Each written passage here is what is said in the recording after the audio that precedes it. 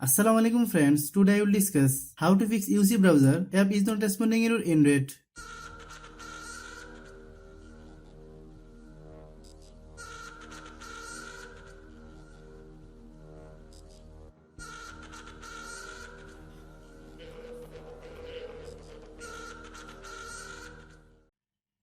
Click settings, click apps, click app management, click UC browser,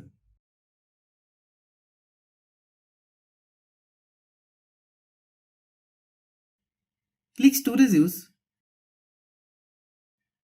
click clear data, then click OK. Click force stop,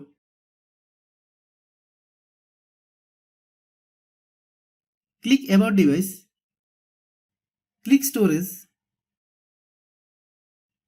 click clean,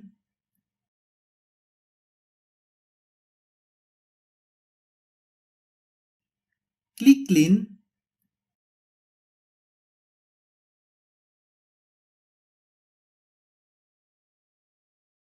then open Google Play Store,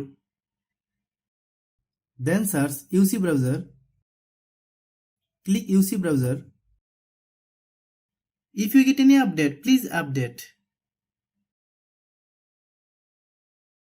Thanks for watching.